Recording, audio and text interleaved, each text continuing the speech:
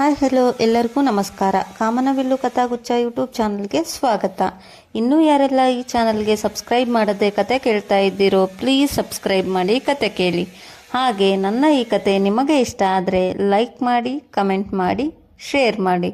ಪದ್ಮಗಂಧಿನಿ ಭಾಗ 88.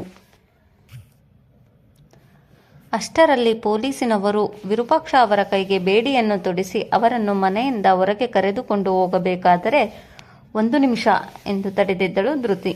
ಅವಳ ಮಾತಿಗೆ ಅಲ್ಲಿಯೇ ನಿಂತಿದ್ದ ಆದಿ ಏಕೆ ಏನಾಯಿತು ಎಂದನು.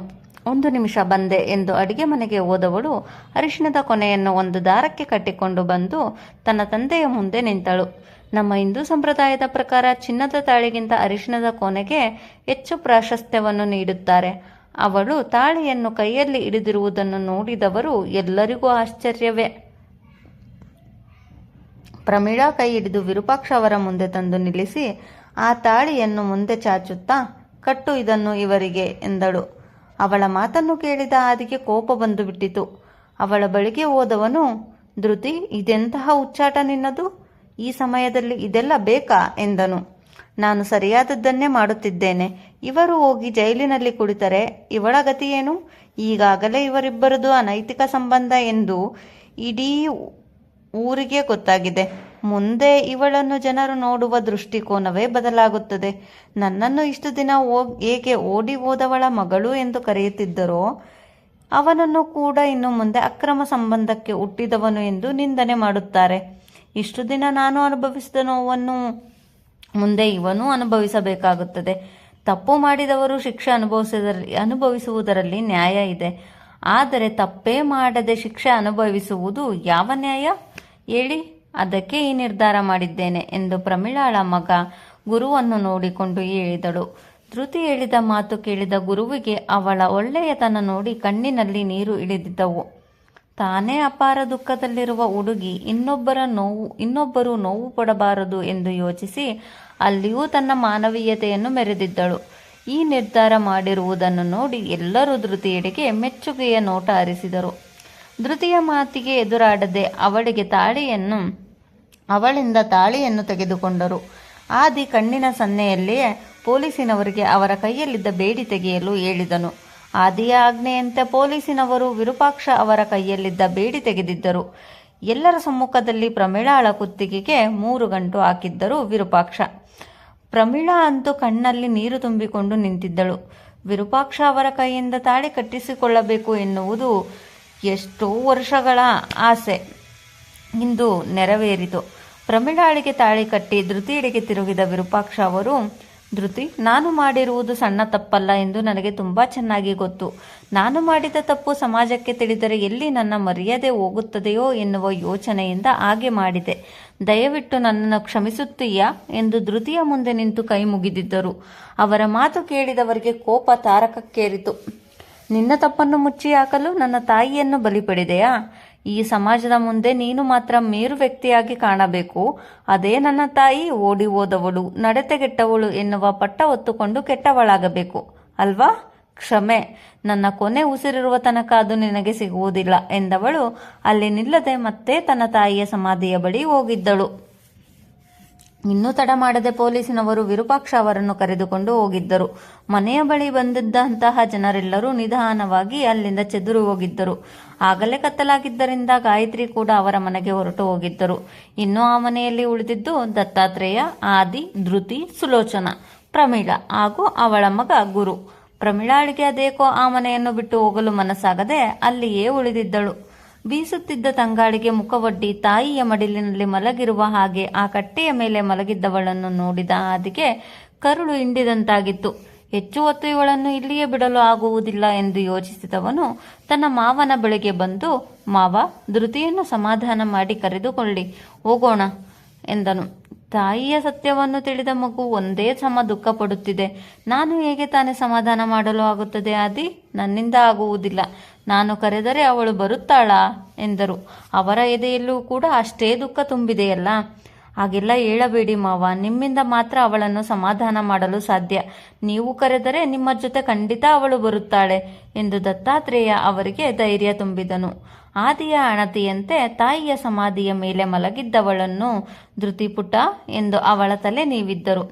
ದತ್ತಾತ್ರೇಯ ಅವರ ಸ್ಪರ್ಶವಾಗುತ್ತಿದ್ದ ಹಾಗೆ ಕಣ್ಣು ಬಿಟ್ಟವಳು, ಅಂಕಲ್, ಅಮ್ಮ ನನ್ನೊಬ್ಬಳನ್ನೇ ಬಿಟ್ಟು ಹೇಗೆ ಮಲಗಿದ್ದಾಳೆ ನೋಡಿ. ನಾನು ಈಗ ಯಾರೂ ಇಲ್ಲದೆ ಇರುವ ಅನಾಥೆ, ನನಗೆ ಎಂದು ಯಾರೂ ಇಲ್ಲ ಎಂದು ಒಂದೇ ಸಮ ಅಳತೊಡಗಿದಳು. ಅವಳ ಆ ರೀತಿಯ ಮಾತುಗಳು ಹಾಗೂ ಅವಳ ಅಳುವನ್ನು ನೋಡಿದ ದತ್ತಾತ್ರೇಯ ಹಾಗೂ ಆದಿ ಇಬ್ಬರಿಗೂ ಒಡಲಾಳದಿಂದ ಸಂಕಟ ಉಕ್ಕಿತು. ಪುಟ್ಟ, ಹಾಗೆಲ್ಲ ಮಾತನಾಡಬೇಡ ಪುಟ, ನಿನಗೆಂದು ನಾನಿದ್ದೇನೆ. ಇಲ್ಲಿ ಇನ್ನೊಂದು ಕ್ಷಣವೂ ಇಲ್ಲಿರುವುದು ಬೇಡ. ಬಾ, ನಮ್ಮ ಮನೆಗೆ ಹೋಗೋಣ. ಇಷ್ಟು ದಿನ ನೀನು ಅಲ್ಲಿ ಹೇಗಿದ್ದೀಯೋ ಇನ್ನು ಮುಂದೆಯೂ ಕೂಡ ಹಾಗೇ ಇರುವೆಯಂತೆ ಎನ್ನುತ್ತಿದ್ದ ಹಾಗೆ, ನಿಮ್ಮ ಮನೆಗ? ಅಮ್ಮ ಇಲ್ಲಿ ಒಬ್ಬಳೇ ಇದ್ದಾಳಲ್ಲ ಎಂದಳು. ಅವಳ ಮಾತಿಗೆ ಏನೂ ಹೇಳಲು ಆಗಲಿಲ್ಲ ದತ್ತಾತ್ರೇಯ ಅವರಿಗೆ. ತಾಯಿಯ ಸ್ಥಾನವನ್ನು ಯಾರಿಂದಲೂ ತುಂಬಲು ಸಾಧ್ಯವಿಲ್ಲ. ನಿನ್ನ ಅಮ್ಮನ ದೇಹ ಇಲ್ಲಿರಬಹುದು, ಆದರೆ ಅವಳ ಮನಸ್ಸು ಯಾವಾಗಲೂ ನಿನ್ನ ಜೊತೆಗೇ ಇರುತ್ತದೆ. ಈಗ ನೀನು ನನ್ನ ಜೊತೆ ಬಂದರೆ ಅವಳು ಕೂಡ ನಿನ್ನನ್ನು ಹಿಂಬಾಲಿಸುತ್ತಾಳೆ. ಪುಟ್ಟ, ಯಾಕೆ ನಮ್ಮ ಮನೆಗೆ ಬರಲು ನಿನಗೆ ಇಷ್ಟ ಇಲ್ವಾ ಎಂದರೆ, ಇಷ್ಟ ಎನ್ನುವಂತೆ ತಲೆ ಆಡಿಸಿದಳು. ಅವಳ ಮನಸ್ಸಿಗೆ ನೆಮ್ಮದಿ ಸಿಗುವ ಜಾಗ ಎಂದರೆ ಅದು ದತ್ತಾತ್ರೇಯ ಅವರ ಮನೆ ಎಂದು ಅವಳಿಗೂ ಕೂಡ ಗೊತ್ತಿದೆ. ದತ್ತಾತ್ರೇಯ ಅವರೇ ಅವಳ ಕೈ ಹಿಡಿದು ಮೇಲೇಳಿಸಿ ಅವಳನ್ನು ಕರೆದುಕೊಂಡು ಒಳಗೆ ಬಂದವರು ಇನ್ನೇನು ಹೊರಗೆ ಹೋಗಬೇಕು ಎನ್ನುವಾಗ ಧೃತಿಯ ಅಜ್ಜಿ ಸುಲೋಚನಾ ಅವರು ತಡೆದಿದ್ದರು. ಧೃತಿ, ನಿಜ ಏನು ಎಂದು ತಿಳಿಯದೆ ನಿನ್ನನ್ನು ತುಂಬಾ ನಿಂದನೆ ಮಾಡಿಕೊಂಡು ಬಂದೆ. ನನ್ನನ್ನು ಕ್ಷಮಿಸಿಬಿಡು. ಈಗ ನೀನು ಈ ಮನೆಯನ್ನು ಬಿಟ್ಟು ಹೋದರೆ ನನಗೆ ಯಾರು ಗತಿ ಹೇಳು? ಇಲ್ಲಿಂದ ಹೋಗಬೇಡ ಎಂದು ತಡೆದರು. ಇಲ್ಲ ಅಜ್ಜಿ, ನನ್ನ ತಾಯಿಯನ್ನು ತಿಂದುಕೊಂಡ ಮನೆಯಲ್ಲಿ ಇರಲು ನನಗೂ ಇಷ್ಟ ಇಲ್ಲ. ಎಲ್ಲ ಹೆಣ್ಣು ಮಕ್ಕಳು ಮದುವೆಯ ನಂತರ ತವರ ಸಂಬಂಧ ಕಳೆದುಕೊಂಡರೆ ನಾನೇ ಮೊದಲಿಗಳು ಎನಿಸುತ್ತದೆ. ಮದುವೆಗೂ ಮುಂಚೆಯೇ ತವರಿನ ಸಂಬಂಧವನ್ನು ಕಡಿದುಕೊಳ್ಳುತ್ತಿದ್ದೇನೆ. ಇನ್ನೆಂದಿಗೂ ನಾನು ಈ ಮನೆಯ ಹೊಸ್ತಿಲು ತುಳಿಯುವುದಿಲ್ಲ ಎಂದವಳು ಸುಲೋಚನಾ ಅವರು ಅಳುತ್ತಿರುವುದನ್ನು ನೋಡಿ, ಈಗ ಹೇಗಿದ್ದರೂ ನಿನಗೆ ಹೊಸ ಸೊಸೆ ಮೊಮ್ಮಗ ಬಂದಿದ್ದಾರೆ, ಅವರ ಜೊತೆ ನೆಮ್ಮದಿಯಾಗಿರು ಎಂದಳು. ಅವಳ ಮಾತು ಕೇಳಿದ ಪ್ರಮೀಳಾ ಒಡನೆ ಧೃತಿಯ ಕಾಲು ಹಿಡಿಯಲು ಬರುತ್ತಿದ್ದ ಹಾಗೆ ದೂರ ಸರಿದವಳು, ನಿನ್ನ ಮೇಲಿನ ಅನುಕಂಪದಿಂದ ನಿನಗೆ ತಾಳಿ ಕಟ್ಟಿಸಲಿಲ್ಲ. ನನ್ನ ಹಾಗೆ ನಿನ್ನ ಮಗ ಕೂಡ ನೋವು ತಿನ್ನಬಾರದು ಎಂದು ಆ ರೀತಿ ಮಾಡಿದೆ. ಏನು ಮಾಡುವುದು? ನಿಮ್ಮಂಥ ತಂದೆ ತಾಯಿಗಳು ಮಾಡುವ ತಪ್ಪಿಗೆ ಕೆಲವೊಮ್ಮೆ ಮಕ್ಕಳು ಕೂಡ ಶಿಕ್ಷೆ ಅನುಭವಿಸಬೇಕಾಗುತ್ತದೆ ಎಂದವಳು. ಅಂಕಲ್, ಹೊರಡೋಣ ಎಂದು ಅವಳೇ ಮೊದಲಾಗಿ ಹೊರಗೆ ಬಂದಿದ್ದಳು. ಮೂವರು ಮನೆಗೆ ಬಂದಾಗ ಆಗಲೇ ಮಧ್ಯರಾತ್ರಿಯಾಗಿತ್ತು. ಇಂದು ಬೆಳಗ್ಗೆಯಿಂದ ನಡೆದ ಘಟನೆಗಳಿಂದ ಯಾರಿಗೂ ಊಟದ ನೆನಪಾಗಲೇ ಇಲ್ಲ. ಮೂವರಿಗೂ ಹಸಿವೆ ಮರೆತು ಹೋಗಿತ್ತು. ಇವರು ಬರುವ ದಾರಿಯನ್ನೇ ಕಾಯುತ್ತಿದ್ದ ಮಂಗಳ ಊಟ ಮಾಡಿ ಎಂದು ಬಲವಂತ ಮಾಡಿದರೂ ಯಾರೂ ಊಟ ಮಾಡಲಿಲ್ಲ. ಧ್ರುವ ಕೂಡ ಅಲ್ಲೇ ಇದ್ದಿದ್ದರಿಂದ ಧ್ರುವ ಹಾಗೂ ಮಂಗಳ ಇಬ್ಬರಿಗೂ ದತ್ತಾತ್ರೇಯ ಅವರು ಎಲ್ಲ ಸತ್ಯವನ್ನು ಹೇಳಿದ್ದರು. ಧ್ರುವ ಹಾಗೂ ಮಂಗಳ ಇಬ್ಬರಿಗೂ ಕೂಡ ಧೃತಿಯ ಸ್ಥಿತಿ ನೆನೆದು ಕರುಳು ಹಿಂಡಿದಂತಾಗಿತ್ತು. ಅಂದು ಬೆಳಗ್ಗೆ ಮಂಗಳ ಬೇಗ ಎದ್ದು ತಾನೇ ತಿಂಡಿ ಮಾಡುತ್ತಿದ್ದಳು. ಆದಿ ತಡವಾಗಿ ಮಲಗಿದ್ದರೂ ಸಹ ಕೆಲಸ ಇದೆ ಎಂದು ಬೇಗ ಎದ್ದು ತಯಾರಾಗಿ ತಿಂಡಿಗೆ ಬಂದಿದ್ದನು. ದತ್ತಾತ್ರೇಯ ಅವರು ಕೂಡ ಶಾಲೆಗೆ ಹೋಗಲು ತಯಾರಾಗಿ ಬಂದು ಡೈನಿಂಗ್ ಟೇಬಲ್ ಮೇಲೆ ತಿಂಡಿಗೆ ಎಂದು ಕುಳಿತವರನ್ನು ನೋಡಿ, ಮಾವ, ಇವತ್ತೊಂದಿನ ರೆಸ್ಟ್ ಮಾಡಿ ನಾಳೆ ಸ್ಕೂಲಿಗೆ ಹೋಗಬಹುದಿತ್ತು ಎಂದನು. ನಿನ್ನೆ ಓಡಾಟದಿಂದ ಅವರಿಗೂ ಕೂಡ ಆಯಾಸವಾಗಿದೆ ಎಂದು ಅರಿತಿದ್ದಾನೆ ಅವನು. ಇಲ್ಲ ಆದಿ, ಮನೆಯಲ್ಲಿದ್ದರೆ ಹಳೆಯ ನೆನಪುಗಳು ನನ್ನನ್ನು ಕಿತ್ತು ತಿನ್ನುತ್ತಿವೆ. ಒಂಟಿಯಾಗಿ ಇರಲು ಆಗುತ್ತಿಲ್ಲ. ಮಕ್ಕಳ ಜೊತೆ ಸ್ವಲ್ಪ ಕಾಲ ಕಳೆದರೆ ಮನಸ್ಸಿಗೆ ಸಮಾಧಾನ ಸಿಗಬಹುದು ಎಂದವರ ಮಾತು ಕೇಳಿ ಹಾಗೇ ಸುಮ್ಮನಾದನು. ಅಷ್ಟರಲ್ಲಿ ಇಬ್ಬರಿಗೂ ತಿಂಡಿ ಬಡಿಸಿಕೊಟ್ಟಿದ್ದಳು ಮಂಗಳ. ಮಂಗಳ, ಧೃತಿ ಇನ್ನೂ ಎದ್ದಿಲ್ವಾ ಎಂದನು ಆದಿ. ಇಲ್ಲ ಅಣ್ಣ, ಅವಳು ಇನ್ನೂ ಮಲಗಿದ್ದಾಳೆ, ಈಗ ಏಳಿಸುತ್ತೇನೆ ಎಂದರೆ, ಏಳಿಸುವುದೇನು ಬೇಡ, ರಾತ್ರಿ ಸರಿಯಾಗಿ ನಿದ್ದೆ ಮಾಡಿದ್ದಾಳೋ ಇಲ್ಲವೋ, ಅವಳು ಮಲಗುವಷ್ಟು ಸಮಯ ಮಲಗಲಿ, ಅವಳೇ ಎದ್ದ ಮೇಲೆ ಆಮೇಲೆ ತಿಂಡಿ ಕೊಡು ಎಂದು ಹೇಳಿ ಬೇಗ ಬೇಗ ತಿಂಡಿ ತಿಂದು ಅಲ್ಲಿಂದ ಹೊರಟಿದ್ದನು. ದತ್ತಾತ್ರೇಯ ಅವರು ಕೂಡ ಜೋಪಾನ ಎಂದು ಹೇಳಿ ಶಾಲೆಗೆ ಹೊರಟರು. ಮಂಗಳ ತನ್ನ ಅಮ್ಮ ಹೊಲದ ಕೆಲಸಕ್ಕೆ ಹೋದಾಗ ತಾನೇ ಮನೆಯಲ್ಲಿ ಅಡುಗೆ ಮಾಡಿ ಚೆನ್ನಾಗಿ ಅಡುಗೆ ಮಾಡುವುದನ್ನು ಕಲಿತಿದ್ದಳು. ತಿಂಡಿ ಮಾಡಿ ಅಡುಗೆ ಮನೆ ಸ್ವಚ್ಛ ಮಾಡಿ ಮಧ್ಯಾಹ್ನಕ್ಕೆಂದು ಆಗಲೇ ಸಾಂಬಾರು ಮಾಡಿ ಇಟ್ಟವಳು ಗಡಿಯಾರ ನೋಡಿದರೆ ಆಗಲೇ 11 ಗಂಟೆ ಸಮಯವಾಗಿತ್ತು. ಧೃತಿ ಯಾಕೆ ಇನ್ನೂ ಕೆಳಗೆ ಬರಲಿಲ್ಲವಲ್ಲ? ಇಷ್ಟೊತ್ತಾಗಿದೆ, ಇನ್ನೂ ಮಲಗಿದ್ದಾಳಾ? ರಾತ್ರಿ ಕೂಡ ಊಟ ಮಾಡಿಲ್ಲ, ಏಳಿಸಿ ಮೊದಲು ತಿಂಡಿ ಕೊಡಬೇಕು ಎಂದು ಹೇಳಿಕೊಳ್ಳುತ್ತಾ ಧೃತಿಯನ್ನು ಏಳಿಸಲು ಕೋಣೆಗೆ ಹೋಗಿದ್ದಳು. ಕೋಣೆಗೆ ಹೋಗಿ ನೋಡಿದರೆ ಧೃತಿ ನರಳುವುದು ಅರಿವಾಯಿತು. ಅವಳ ನರಳುವಿಕೆಗೆ ಕೇಳಿ ಭಯಗೊಂಡವಳು ಧೃತಿ ಎಂದು ಅವಳ ಬಳಿಗೆ ಹೋಗಿ ನೋಡಿದರೆ ಅವಳ ದೇಹ ಕೆಂಡದಂತೆ ಸುಡುತ್ತಿತ್ತು. ಎದೆಯ ಮೇಲೆ ಒಂದು ಕೈಯಲ್ಲಿ ಅವಳ ತಾಯಿಯ ಫೋಟೋ ಗಟ್ಟಿಯಾಗಿ ಹಿಡಿದು ಜ್ವರದಿಂದ ನರಳುತ್ತಿದ್ದಳು. ಅವಳನ್ನು ನೋಡಿ ಗಾಬರಿಯಾದ ಮಂಗಳ, ಧೃತಿ ಎದ್ದೇಳು ಎಂದು ಹೇಳಿಸಿದರೂ ಕೂಡ ಧೃತಿಗೆ ಎಚ್ಚರವಾಗಲಿಲ್ಲ.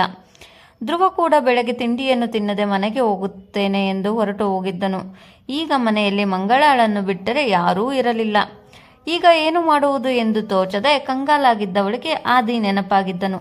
ಅಲ್ಲೇ ಇದ್ದಂತಹ ಧೃತಿಯ ಫೋನ್ ತೆಗೆದುಕೊಂಡು ಕೂಡಲೇ ಅವನಿಗೆ ಕರೆ ಮಾಡಿದವಳು, ಅಣ್ಣ, ನಾನು ಮಂಗಳ ಮಾತನಾಡುತ್ತಿರುವುದು. ಧೃತಿಗೆ ತುಂಬಾ ಜ್ವರ ಬಂದು ನರಳುತ್ತಿದ್ದಾಳೆ.